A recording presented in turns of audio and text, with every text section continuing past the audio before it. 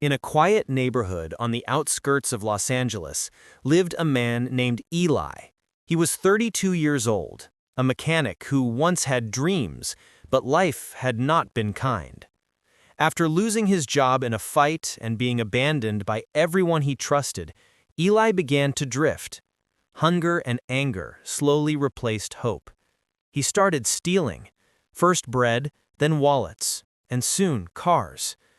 Every night he told himself it was just survival. But deep down, he knew he was sinking into darkness. "If God is real," he used to mutter, "why does he let me live like this?" One rainy evening, Eli broke into a small church in Southside. He had heard they kept offerings in a metal box near the altar.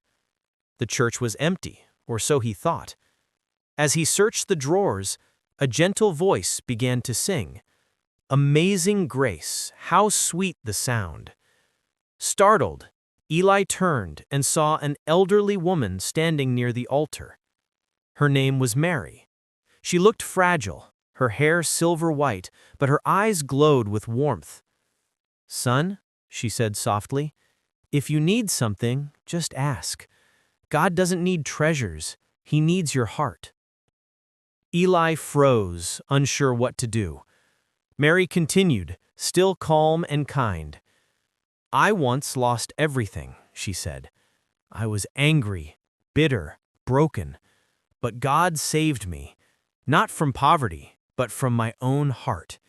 You're stealing something that will never fill what's missing inside you."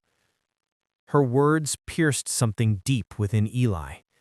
He ran out into the rain, but her voice echoed in his mind all night. Back in his small room, he emptied his pockets. Among the stolen things was a wallet.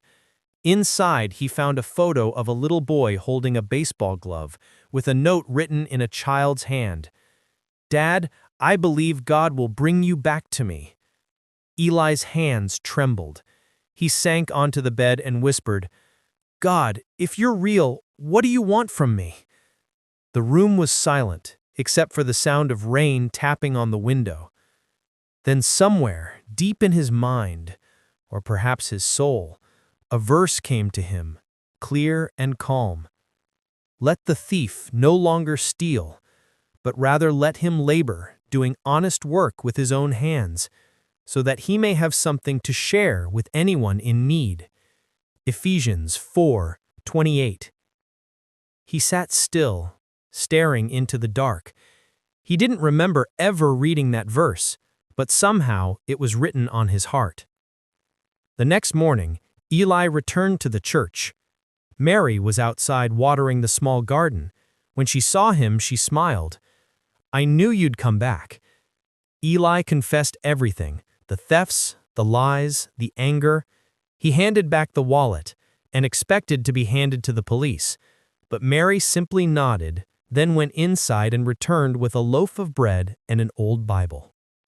"You don't have to be perfect to be loved by God," she said. "He loves you even when you're at your lowest." From that day forward, Eli stayed close to the church. He cleaned, fixed things, helped Mary distribute food to the homeless. He began to repair cars again, this time for free. Each night he opened the Bible and read quietly under the flickering light. Something inside him began to change. But redemption is never easy. One night, as Eli locked up the church, a familiar voice called from the shadows. His old gang had found him. "Eli, we need you," the leader said. "Big job, a truck full of phones, easy money. You in?" Eli hesitated. Part of him still remembered the thrill, the fast life, the escape, but another part, the new part, heard a whisper, "Do not go back to the darkness." He took a deep breath and shook his head. "No," he said quietly. "I've already found something worth more than money." The leader laughed. "What? That church? That invisible God of yours?" He looked at him and said, "God isn't invisible. You just haven't opened your eyes yet." A few weeks later, the news spread that the gang had been arrested. One of them told the police that Eli had tried to stop them. Because of that, the police arrived just in time to prevent anyone from getting hurt. When Mary heard what happened, she said, "God used you to save others, just as he once saved you." Eli fell to his knees, tears streaming down his face, and he whispered, "I used to steal, but now I just want to give." Months passed. With help from the church, Eli opened a small auto repair shop for people in need.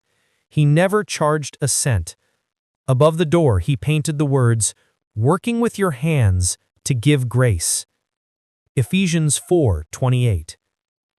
People from the neighborhood came, not only to fix their cars, but to hear his story. Eli often told them, "I'm not a holy man. I was a thief, but God's grace doesn't look at what you were, it looks at what you can become." Years later, when Mary passed away peacefully in her sleep, Eli stood at her funeral and said, "She was the first person who saw light in me when I only saw darkness. And through her, I saw the light of Christ." Eli continued her work, helping the poor, feeding the hungry, repairing what was broken, both in cars and in souls. Sometimes at night, he still heard that same hymn echoing softly in the quiet church. "Amazing grace, how sweet the sound that saved a wretch like me." He smiled, whispering to himself, "I was once lost, but now found, was blind, but now I see." And in that small corner of Los Angeles, under the soft glow of a streetlight, a man who was once a thief now shined with the light of grace. The Light in the Darkness, Part 2. Grace is not the end, it's the beginning. Eli's repair shop had become a quiet blessing in the neighborhood. He fixed cars for free, prayed with those who are hopeless, and often said, "I repair cars, but really I mend hearts."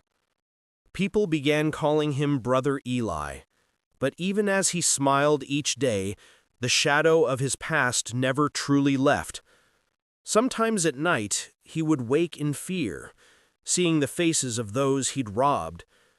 He wondered if grace truly erased the past, or merely covered it with mercy. One afternoon, as Eli was closing the shop, a man in a suit approached. He looked angry, but restrained, the kind of anger that's been quiet for too long. "You're Eli, right?" "Yes, sir. Can I help you?" "You helped yourself, years ago, to my wallet." Eli froze. The man's name was Daniel Harris, a small business owner. Years ago, Eli had stolen from him during a job gone wrong. Daniel had lost not just money that night, but trust, and for years he'd kept the pain inside. Eli's voice broke. "You're right, I did, and I can't undo what I did, but I can ask for forgiveness." Daniel's eyes narrowed. "Forgiveness? You think one sorry makes it disappear?" Eli didn't argue. He walked inside, opened an envelope from the drawer, his small savings, and handed it to Daniel. "It's all I have. I don't want to buy forgiveness. I just want you to know I've changed." Daniel stared at the envelope for a long time. Then he said quietly, "You found religion. Good for you. But I'll never forget." He walked away. Eli stood still, tears welling in his eyes. That night he sat alone in the darkened church, whispering, "Lord, I've done everything I can. Why does the pain still stay?" And deep within his heart, he felt the gentle whisper again. "Forgiveness is not for the past. It's for your peace. Let go, and let me heal." Weeks passed. Eli continued working. One morning, a young woman named Rachel came to the shop. Her car had broken down near the church. She was in her late 20s, tired, with eyes that carried sadness. While fixing her car, he learned that she was struggling, raising her son alone after her husband had gone to prison. When she mentioned the name, Eli froze. Her husband was one of the gang members who'd once worked with him. Eli didn't tell her at first, but guilt gnawed at him. That night he prayed, "Lord, how do I help her when I was part of the reason she's suffering?" The next day, he went to her home, bringing food and school supplies for her son. Rachel tried to refuse, but he said, "Please, I've been where you are. Let me help, not because I pity you, but because someone once helped me." In the following months, Eli helped Rachel find work at the church pantry. Her son often played in the repair shop, drawing cars on cardboard scraps. Slowly, a small family of faith began to grow between them.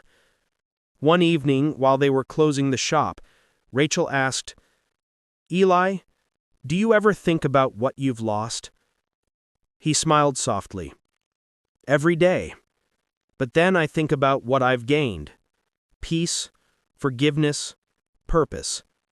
Those are worth more than all I ever stole." But fate, once again, would test that peace. One afternoon, police cars stopped outside the shop. They were looking for a man connected to the same old crimes Eli had once committed. Someone had reopened the case, and Eli's name was on the file. He didn't resist. He walked out calmly, saying, "If I have to face judgment for what I did, I'll face it with truth this time." Rachel and the church gathered to pray. Mary had once told him, "God doesn't promise to erase your consequences, only to redeem them." Eli spent weeks in court. When the judge read the record, Eli stood straight and said, "Your Honor, I was guilty, but that man died years ago. If you punish me, I'll accept it, but please know, I've found grace, and I've tried to give it to others every day since." The courtroom was silent. Then Daniel Harris, the man Eli had robbed, stood up from the audience.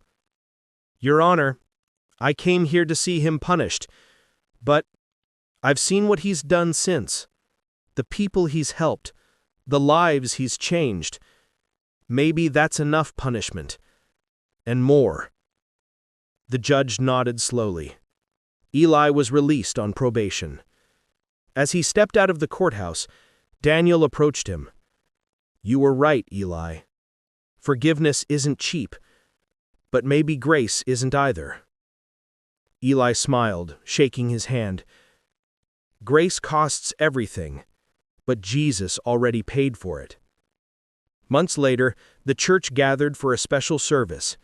Rachel sang Amazing Grace, while her son played the piano. Eli stood quietly at the back, watching them, his heart overflowing. When someone asked him to speak, he said, "I used to think grace was the end of my story, that it erased everything before. But now I know, grace is the beginning. It's what gives you the strength to face the truth, to forgive, and to keep giving, even when the world doesn't." He looked up at the cross behind the altar, his eyes shining. "I once stole what wasn't mine. Now everything I have, even my breath, belongs to Him." And as the congregation began to sing, Eli whispered softly, "Thank you, Lord, for turning my darkness into light."